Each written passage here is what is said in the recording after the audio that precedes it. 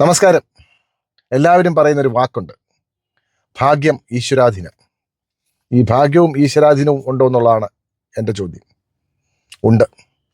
ഭാഗ്യവും ഉണ്ട്, ഈശ്വരാധീനവും ഉണ്ട്. അത് ആർക്കാണുള്ളത്?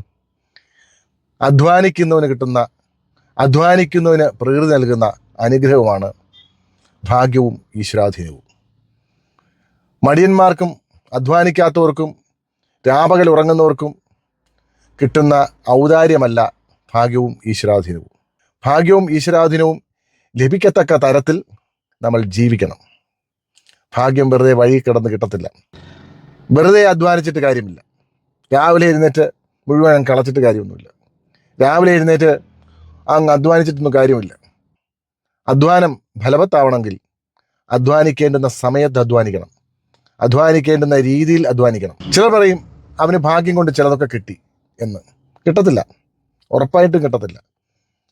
ഭാഗ്യം ലഭിക്കാൻ തക്ക തരത്തിൽ നമ്മൾ നിന്നു കൊടുക്കണമെങ്കിൽ എങ്ങനെ? നമ്മൾ അധ്വാനിക്കണം, നമ്മൾ അതിനനുസരിച്ച് പ്രവർത്തിക്കണം. അധ്വാനിക്കണം എന്ന് പറയത്തില്ല, പ്രവർത്തിക്കണം. പ്രവർത്തിക്കാത്തവനൊന്നും ലഭിക്കത്തില്ല. അപ്പോൾ ഒരു സംശയം, ലോട്ടറി അടിക്കുന്നവന് കാശ് കിട്ടുന്നില്ലേ? ലോട്ടറി അടിക്കുന്നവന് ലോട്ടറിയെങ്കിലും എടുക്കാനുള്ള അധ്വാനം അവന് വേണം. വഴി കിടന്ന് ലോട്ടറി കിട്ടിയാലോ? അവൻ വഴിയെ നടക്കുകയെങ്കിലും വേണ്ടേ? ഈ ലോട്ടറി ലഭിക്കാൻ വഴിയെങ്കിലും നടക്കുകയെങ്കിലും വേണ്ടേ? വെറുതെ കമന്നും മലന്നും ചരിഞ്ഞും കിടന്ന് ഉറങ്ങിയാൽ ലോട്ടറി വഴി കിടന്ന് കിട്ടും. അപ്പോൾ എല്ലാത്തിനകത്തും ഒരു ചെറിയ അധ്വാനമുണ്ട്. പരിശ്രമം ചെയ്യുകയിൽ എന്തിനേയും വശത്തിലാക്കാൻ കഴിവുള്ളവണ്ണം ദീർഘങ്ങളാം കരങ്ങളെ നൽകിയത്രേ മനുഷ്യരെ പാലിൽ അയച്ചതീശൻ. KC കേശവപിള്ളയുടെ ഒരു കവിതയുടെ ഭാഗമാണ്. പരിശ്രമം ചെയ്യൽ എന്തിനേയും വശത്തിലാക്കാൻ കഴിവുള്ളവണ്ണം ദീർഘങ്ങളാം കരങ്ങളെയാണോ കൈകളെയാണോ സംശയമുണ്ട്. കരങ്ങളെ നൽകിയത്രേ മനുഷ്യരെ പാരിലയച്ചതീശൻ. ദൈവം മനുഷ്യരെ പാരിലയച്ചത് പരിശ്രമം ചെയ്യാൻ ദീർഘങ്ങളാം കരങ്ങളെ നൽകിയാണ്. അപ്പോൾ പരിശ്രമിക്കുന്നവന് മാത്രം ലഭിക്കുന്ന അനുഗ്രഹമാണ് ഭാഗ്യവും ഈശ്വരാധീനവും.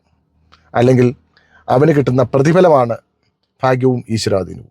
എന്നോട് പലരും പറയും, നിങ്ങൾ ഭാഗ്യമുള്ള ആളാണ് എന്ന് പറയാറുണ്ട്. ഞാൻ ഭാഗ്യമുള്ള ആളാണ്, സംശയമൊന്നുമില്ല. ഈ കൊച്ചു വെളുപ്പാങ്കാലത്ത് എഴുന്നേറ്റ് കുളിച്ച് ജപിച്ച് ഇപ്പോൾ ജിമ്മിലേക്ക് കയറാൻ തുടങ്ങുകയാണ്.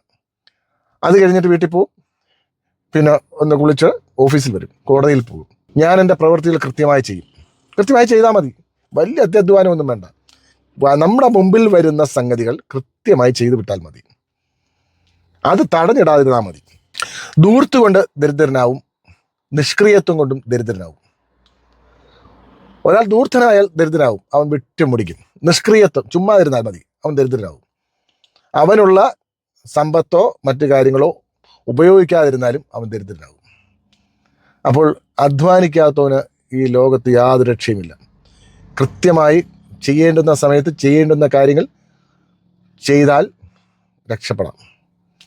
പിന്നെ ചില അസുഖങ്ങൾ, അപകടങ്ങൾ ഒക്കെ, അതൊക്കെ നമ്മൾ ദൗർഭാഗ്യം എന്ന് പറയാം. അതൊന്നും ആരാലും തടയാൻ പറ്റുന്ന കാര്യമല്ല. എന്നാൽ നമുക്ക് കിട്ടുന്ന ഭൂരിപക്ഷം നേട്ടങ്ങളും നമ്മുടെ പ്രവൃത്തികൾ കൊണ്ട് മാത്രമാണ്, അല്ലാതെ മറ്റൊന്നുമല്ല.